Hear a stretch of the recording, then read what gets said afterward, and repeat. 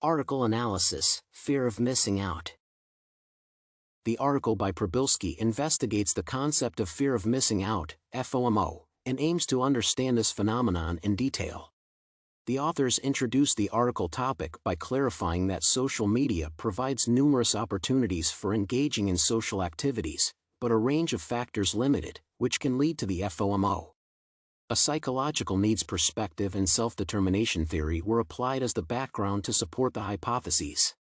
Namely, the authors suggested that those individuals, whose needs in autonomy, relatedness, and competence are satisfied, have a lower risk of developing the FOMO.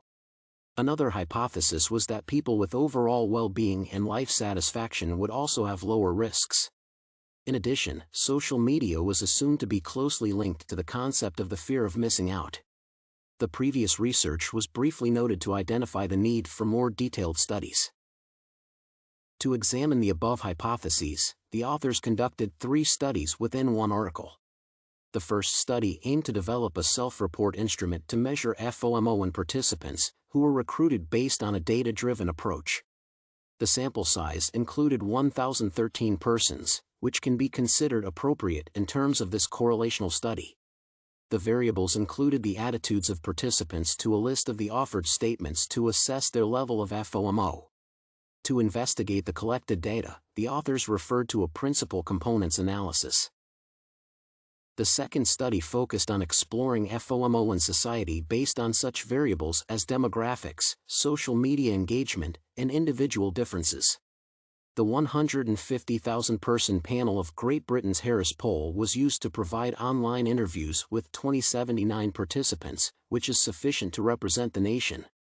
The 10-item FOMO scale developed in the first study was given to the participants to measure the target concept. The Emmons mood indicator was applied for evaluating their general mood, and the 9-item individual difference version of the need satisfaction scale was for identifying their psychological need satisfaction.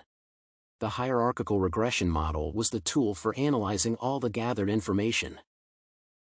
The third study paid attention to behavioral and affective correlates of FOMO through young persons' emotional experiences from using social media.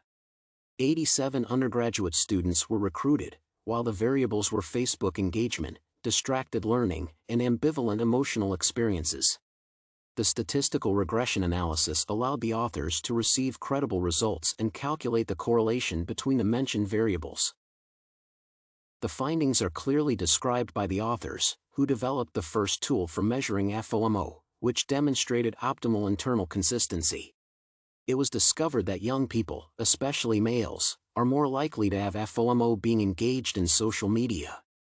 The connections between poor overall well-being, life satisfaction, and FOMO, namely, in people who have unmet psychological needs in autonomy, connectedness to others, and meaningful choice presence. In students engaged in Facebook, FOMO development was also related to distracted learning. The researchers used the statistical analysis results and critical thinking to claim that their hypotheses were confirmed. To support their findings, they also refer to the previous literature but do not offer an alternative explanation.